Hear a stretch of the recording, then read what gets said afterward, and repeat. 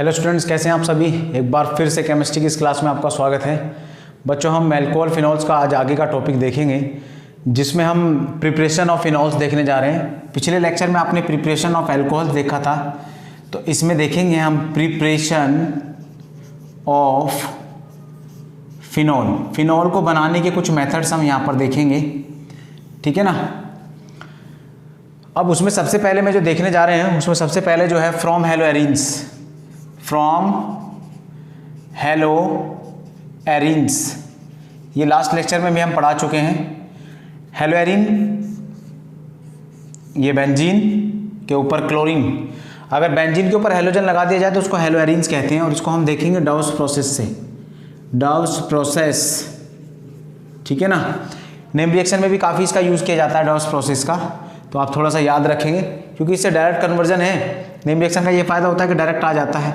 अब सबसे पहले आप इसकी रिएक्शन किससे करने जा रहे हैं बच्चों? NaOH से करने जा रहे हैं। किससे करने जा रहे हैं? NaOH, और NaOH के साथ में 623 केल्विन टेम्परेचर होगा, 300 एटमॉस्फेरिक प्रेशर होगा, 300 ATM, और 623 केल्विन होगा टेम्परेचर। तो होगा क्या सबसे पहले यहाँ पर? तो सबसे पहले यहाँ पर आ जाएगा ONA। क्या आ जाएगा? ONA, यानी कि यहाँ से चला गया HCl और आ गया क्या? Na आ गया। ये यहाँ से और ये यहाँ से आउट हो गया, बचा जो वो क्या है? ONA। अब इसकी रिएक्शन इसके बाद हम कर देते हैं H पॉजिटिव से। बच्चों, डायरेक्टली आप यहाँ पे हीट और हाई प्रेशर भी लिख सकते हैं, ठीक है। तो अब जब यहाँ पर सपोज दैट HCl मैंने एसिड लिया, तो यहाँ से Na और यहाँ से Cl चला जाएगा, तो बचेगा क्या? OH बच जाएगा। तो इस तरीके से आपका तैयार हो गया है फिनॉल। तो किससे? क्लोरोबेंजीन से, यानी कि हेलो एरिन से आप बना सकते हैं क्या? फिनॉल बना सकते हैं, ठीक है ना।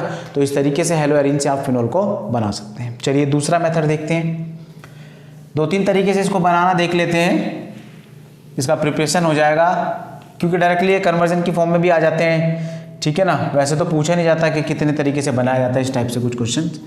तो फ्रॉम बेंजीन सल्फोनिक एसिड। अब बेंजीन सल्फोनिक एसिड का फॉर्मूला क्या होगा बच्चों? बेंजीन के ऊपर कौन सा ग्रुप? SO3H।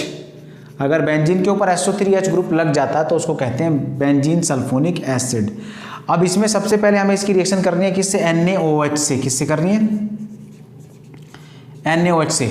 तो बच्चों, अगर आप देख पा रहे हैं यहाँ से, तो ये पूरे का पूरा ग्रुप यहाँ से रिमूव हो जाएगा और H यहाँ से रिमूव हो जाएगा। तो बचेगा क्या?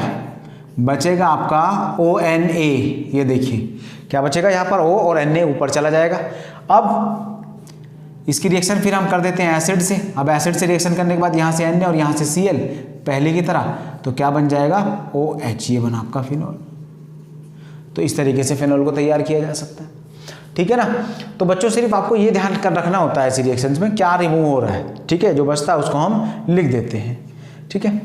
अब तीसरा मेथड आप देख लीजिए इसका, from cumene. Most important method है, मोस्ट इंपॉर्टेंट मेथड है, काफ़ी यूज में है, कन्वर्जन की फॉर्म में भी आता है। पूछ लेते हैं कि क्यूमीन से, या प्रिपेयर फिनॉल फ्रॉम क्यूमीन, ऐसे भी पूछ लेते हैं, ये भी ध्यान रखना, ठीक है। तो मैं लिखता हूँ फ्रॉम क्यूमीन। क्यूमीन कंपाउंड का नाम है बच्चों इस वाले का, देखिए CHCH3, ठीक है। CH3 यहाँ पे, और यहाँ CH और यहाँ CH3, ये बेंजीन है। अब इसकी रिएक्शन करनी है आपको किससे? O2 से। तो बच्चों देखो, ज़्यादा कुछ नहीं करना है, इस ऑक्सीजन को उठा के इस हाइड्रोजन इस कार्बन के बीच में फिट करना है। तो कैसे? COOH, ये हो गया, देखो ये देखिए क्या किया। CH3 सेम है, CH3 ऊपर वाला भी सेम है, लेकिन यहाँ CH है और यहाँ पे क्या आ जाएगा? COOH आ जाएगा, ठीक है। ये क्या है? आपका क्यूमीन है। और ये क्या है आपका? ये है आपका क्यूमीन क्यूमीन हाइपोपरॉक्साइड। क्यूमीन हाइपोपरॉक्साइड, ये ध्यान रखेंगे। क्यूमीन हाइड्रो परोक्साइड, ठीक है, ये ध्यान रखेंगे। अब हमें इससे क्या कुछ लेना देना नहीं है, तो इंटरमीडिएट कॉम्प्लेक्स है। अब आप क्या करेंगे, इसकी रिएक्शन किससे करने वाले हैं, H3O एसिडिक मीडियम में H2O से करेंगे, यानी कि इसका हम कर देंगे हाइड्रोलाइसिस। हाइड्रोलाइसिस में लिखा जाता है बच्चों H3O पॉजिटिव, तो ये यहाँ से इतना ग्रुप रिमूव हो जाएगा, ऐसे लिखेंगे। बचेगा क्या, देखिए जरा, यहाँ पे बेंजीन बची, यहाँ पे OH, तो हम इस तरीके से इसको लिख देंगे। और क्या है यहाँ पर CH3CO इस तरीके से लिखा। इसका नाम क्या है, एसीटोन है। हमें इससे कोई मतलब नहीं है क्योंकि हमें बाय प्रोडक्ट है ये, हमारा मेन प्रोडक्ट क्या है, फिनॉल, हमें फिनॉल से मतलब है। तो सीधी नेम रिएक्शन सीधी रिएक्शन थी, O2 से रिएक्शन करेंगे क्यूमीन की, तो दोनों के बीच में ऑक्सीजन आ जाएगा, और फिर इसका हाइड्रोलाइज करेंगे, यानी कि वाटर से रिएक्शन करेंगे H2O की प्रेजेंस, वाटर से रिएक्शन करेंगे एसिड की प्रेजेंस में। किसकी प्रेजेंस है बच्चों, एसिड की प्रेजेंस में HCl ले सकते हैं यहाँ पर। तो यहाँ से क्या निकल जाएगा, एसीटोन आउट हो जाएगा, और यहाँ बचेगा क्या, OH, तो OH को बेंजीन के ऊपर रख देंगे। तो इस तरीके से आपका इससे तैयार हो जाएगा क्या, फिनॉल तैयार हो जाएगा, किससे, क्यूमीन से। ठीक है ना बच्चों। अब ये फिनॉल को हमने बनाने का मेथड देख लिया है, अल्कोहल को बनाने का मेथड देख लिया है। अब बच्चों इनकी कुछ केमिकल प्रॉपर्टीज आती है। अब केमिकल प्रॉपर्टीज में कई बार ये पूछा जाता है, अब हम केमिकल प्रॉपर्टीज देखने जा रहे हैं। केमिकल प्रॉपर्टीज में कई बार ये पूछा जाता है कि भाई आपको अल्कोहल दे दिया जाए कि शो कीजिए कि ये एसिडिक है नेचर में। अब आपको याद होगा एसिड कौन होते हैं, जो एक्वा सॉल्यूशन में H पॉजिटिव देते हैं वो एसिड, और जो एक्वा सॉल्यूशन में OH नेगेटिव देते हैं वो बेस होते हैं। ये आपको याद होगा थोड़ा सा, ठीक है ना बच्चों, ये याद होगा आपको। तो अब हम को आप प्रूव करके बताना है कि केमिकल प्रॉपर्टीज, हमें प्रूव करके बताना है क्या, कि अल्कोहल एसिडिक कैरेक्टर रखता है।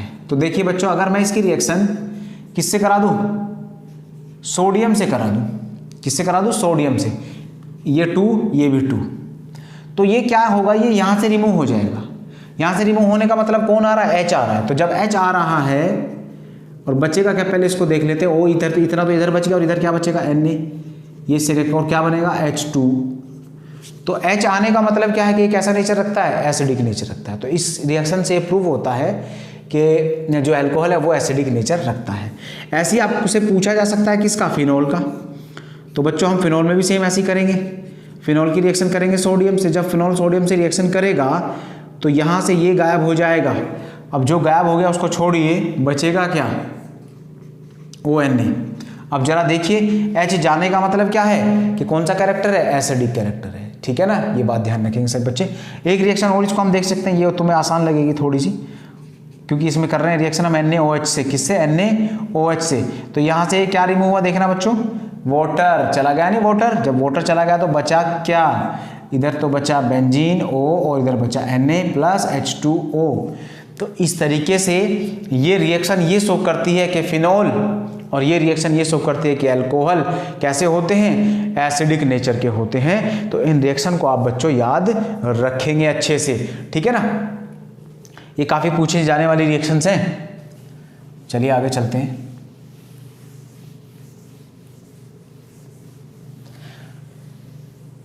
अब देखिए, कई बार ऐसा होता है कि पूछ लेते हैं कि जो अल्कोहल है आपके पास 1 डिग्री, 2 डिग्री, 3 डिग्री, इन तीनों डिग्रियों में से कौन सा ज़्यादा एसिडिक होता है।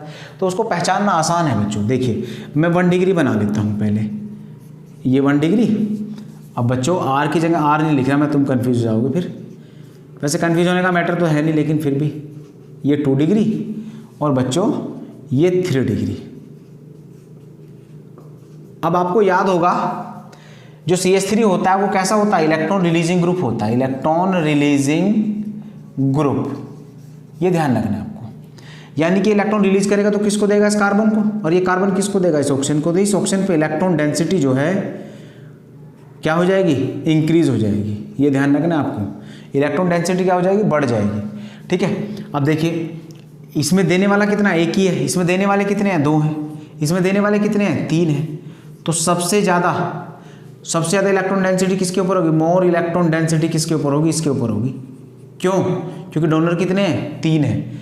ठीक है ना, इलेक्ट्रॉन रिलीजिंग ग्रुप कितने हैं, 3 है। देखो बच्चों, सिंपल सा ऐसे याद रखना है, ये CH3 है सपोज दैट, ये कोई आदमी है, ये इसको 10 रुपये देता है, तो इसके पास कितने ऑक्सीजन के बाद 10 रुपये देने के बाद 10 रुपये हो गए। लेकिन जब ये भी 10 रुपये देगा, ये 10 रुपये देगा, तो इसके पास कितने रुपये हो जाएंगे, 20 रुपीज़ हो जाएंगे। और इसके पास कितने हो जाएंगे, 30 रुपीज़ हो जाएंगे, क्योंकि उसको डोनर कितने हैं, 3 है, देने वाले 3 है, जबकि जितना फर्स्ट वाले को दिया गया उतना ही दिया गया है एक CS3 के थ्रू। उसमें भी एक CS3 10 रुपये देता है, उसमें भी एक CS3 10 रुपये देता है। लेकिन इस केस में इस ऑप्शन के पास ज़्यादा पैसे होंगे, तो इस केस में जब पैसे ज़्यादा होंगे तो इलेक्ट्रॉन जब ये भी देगा, ये भी देगा, ये भी देगा, तो इसके पास इलेक्ट्रॉन ज़्यादा होंगे। अब जब इलेक्ट्रॉन ज़्यादा होंगे तो क्या ये हाइड्रोजन से इलेक्ट्रॉन लेगा? नहीं। क्यों? क्योंकि इसके पास तो पहले से ही ज़्यादा है, किसी से क्यों मांगेगा। इसीलिए ये बॉन्ड ब्रेक नहीं होगा, क्योंकि बॉन्ड ब्रेक होने की कंडीशन है कि इलेक्ट्रॉन को खींच लेना किसके थ्रू, ऑक्सीजन के थ्रू। जब ऑक्सीजन इलेक्ट्रॉन को अट्रैक्ट कर लेता है तो बॉन्ड ब्रेक हो जाता है, ठीक है ना, और H पॉजिटिव को रिलीज करता है, जिसकी वजह से उसके अंदर एसिडिक कैरेक्टर आता है, ठीक है ना। तो सबसे ज़्यादा फिर एसिडिक कौन हुआ? ये, क्योंकि इसके पास इलेक्ट्रॉन कम है तो ये इससे ले लेगा।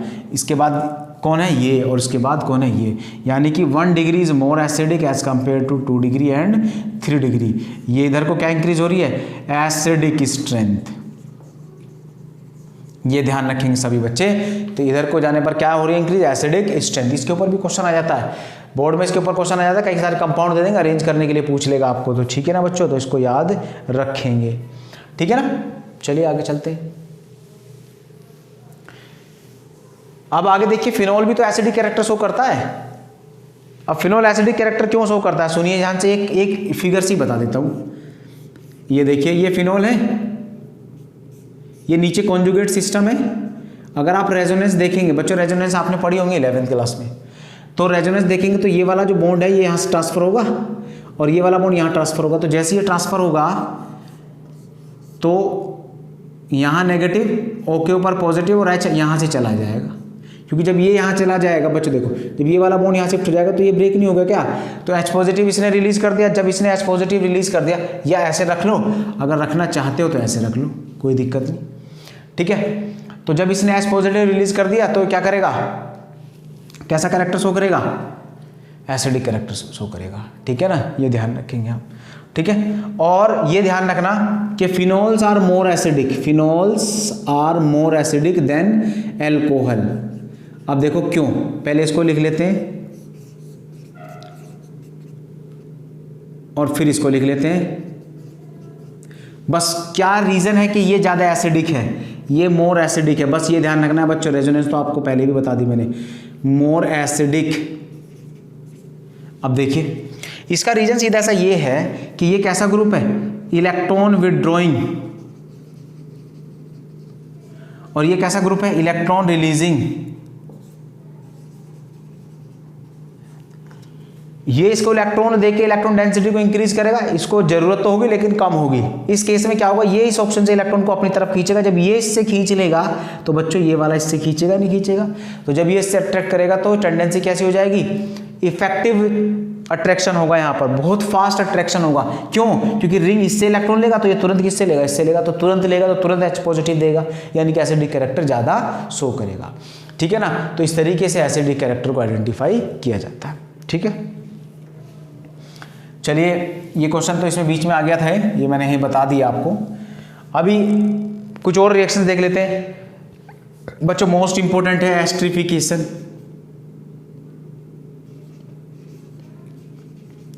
नंबर 2 एस्ट्रिफिकेशन बहुत ज़्यादा इंपॉर्टेंट है, एस्ट्रिफिकेशन, ठीक है। ये सब बच्चे ध्यान रखेंगे। अब इसके लिए आपको क्या करना होता है? देखिए सबसे पहले ये आपने अभी थोड़ी देर पहले पढ़ा था, सैलिसाइलिक एसिड, यहाँ पर मैंने लिखा ये। अब इसकी रिएक्शन आपने करनी है एसिटिक एनहाइड्राइड से। एसिटिक एनहाइड्राइड का फॉर्मूला ये होता है बच्चों, ठीक है। देखो करना कुछ नहीं है, ए क्या गया है? एसिटिक एसिड चला जाएगा। क्या चला जाएगा? देखो CH3, पहले इसको लिख देते हैं, क्या लिखा? CH3COOH, ये तो है CH3COOH। अब जो बचा उससे ज्वाइंट कर दीजिए। ऊपर तो COH ही रहेगा लेकिन नीचे क्या आ जाएगा? O, ये वाला, और COCH3, COCH3। बच्चों ये सबसे ज़्यादा इंपॉर्टेंट है कंपाउंड, इसका नाम है एस्प्रीन, ठीक है ना। ये काफ़ी पूछा जाता है, ठीक है। ये एस्प्रीन है, एस्प्रीन काफ़ी पूछा जाता है। एस्प्रीन का यूज़ मेडिसिनल बहुत ज़्यादा है, जो हार्ट पेशेंट होते हैं एस्प्रीन उनको लेना ही पड़ता है, ठीक है। और बाकी मेडिसिन के बारे में हम, अरे वो तो चैप्टर ही हटा दिया बच्चों इस बार। एवरीडे केमिस्ट्री में मेडिसिन के बारे में काफ़ी पढ़ते हैं। तो ये क्या है, एसिटिक एनहाइड्राइड, एसिटिक एनहाइड्राइड, और ये क्या है बच्चों, सैलिसाइलिक एसिड, ठीक है ना, सैलिसाइलिक एसिड। तो सैलिसाइलिक एसिड किससे रिएक्शन करता है, एसिटिक एनहाइड्राइड से रिएक्शन करके क्या बनाता है, एस्प्रीन बनाता है। और बच्चों एक बात ध्यान रखना, ये कई बार पूछा जाता है कि एस्प्रीन को प्रिपरेशन किस तरीके से की जाती है, या किसी और कंपाउंड से, जैसे ये हमने किससे बनाया था, फिनॉल से बनाया था ना। अब देखो बच्चों यहाँ पे कन्वर्जन कैसे पूछा जाता है, कन्वर्ट फिनॉल इनटू किसमें, एस्प्रीन। तो देखो पहले फिनॉल से इसको बनाएंगे, ठीक है ना, पहले फिनॉल से किसको बनाएंगे, इसको बनाएंगे, और फिनॉल की इसकी रिएक्शन सैलिसाइलिक की रिएक्शन, सैलिसिलिक एसिड की रिएक्शन किससे करेंगे, एसिटिक एनहाइड्राइड से करेंगे, तो क्या बनेगा, एस्प्रीन बनेगा। तो इस तरीके से कन्वर्जन इतना बड़ा हो जाता है, ठीक है। तो यही जो रिएक्शंस मैं पढ़ा रहा हूँ, यही कन्वर्जन की फॉर्म में आ जाएंगी, यही आ जाएंगी जैसे भी आएंगी, ठीक है। सबसे ज़्यादा इंपॉर्टेंट, सबसे ज़्यादा आने वाली रिएक्शंस यही हैं बोर्ड के पेपर में, ठीक है ना। तो आपको बहुत ज़्यादा टेंशन लेने की जरूरत नहीं है, और इस चैप्टर से तो लेने की ज़रूरत नहीं है, ठीक है ना बच्चों। अब चलिए आगे के देख लेते हैं।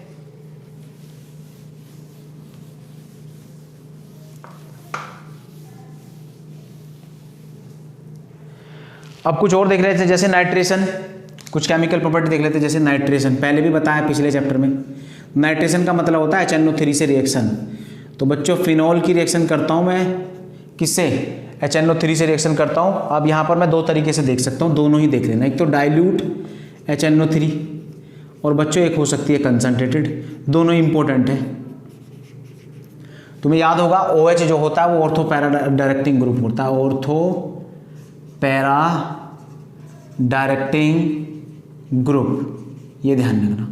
यानी कि इनकमिंग ग्रुप को कहाँ भेजेगा, ऑर्थो पैरा पे भेजेगा। तो बच्चों देखिए, अगर मैं HNO2 को कुछ इस तरीके से लिख लूँ तो कोई प्रॉब्लम थोड़ी ना है। देखो मैं समझाने के लिए बता रहा हूँ आपको, बस ये मैंने ऐसे लिख दिया। अब देखो यहाँ से क्या गया, यहाँ से क्या गया, ये वाला हाइड्रोजन मैंने कर लिया बाहर, तो वाटर गया नहीं गया, और जब वाटर गया तो क्या बना, देखो ऊपर OH, और यहाँ पे क्या आ गया, NO2 आ गया, देखो, ठीक है ना। यहाँ से H चला जाएगा, यहाँ से, और यहाँ से चला जाएगा, OH चला जाएगा, तो वाटर चला जाएगा, तो बचेगा क्या, NO2। तो इस तरीके से रिएक्शन हो जाएगी। अब ये ऑर्थो प्रोडक्ट भी बना सकती है, और बच्चों पैरा भी बना सकती है, ऑर्थो एंड पैरा। अब मेजर प्रोडक्ट इसमें ये वाला है, ठीक है, ये मैंने आपको बता दिया है, और माइनर ये वाला है। लेकिन अगर आपके पास कंसंट्रेटेड है तो बच्चों आपको अलग अलग देखने को नहीं मिलेगा, ये NO2, ये NO2 और ये NO2, ठीक है ना। इसका नाम क्या बनेगा, 2,4, दूसरे पे 4 पे 6 ट्राई नाइट्रो क्या, फिनॉल। इस नाम से तो ये कम ही पूछा जाता है, लेकिन इस नाम से बहुत आता है, पिक्रिक एसिड, बहुत ज़्यादा इंपॉर्टेंट है। काफ़ी कन्वर्जन आता है कि अल्कोहल को किस में कन्वर्ट कर दीजिए, पिक्रिक एसिड में कन्वर्ट कर दीजिए, बहुत ज़्यादा कन्वर्जन आता है, ठीक है ना। तो इसीलिए आप क्या करेंगे, इसको पिक्रिक एसिड को, वो अल्कोहल को किस में करना है, पिक्रिक एसिड में। पिक्रिक एसिड बहुत ज़्यादा इंपॉर्टेंट है, इस बात को सभी बच्चे ध्यान रखेंगे, ठीक है ना बच्चों। चलिए बच्चों आज इतना ही रखते हैं, आगे की प्रॉपर्टीज़ हम अब नेक्स्ट लेक्चर में देखेंगे। आज के लिए इतना ही, और जिन बच्चों ने अभी तक चैनल को सब्सक्राइब नहीं किया वो सब्सक्राइब करें और शेयर भी करें, ठीक है ना बच्चों। ओके, आज के लिए इतना ही, बाय बाय।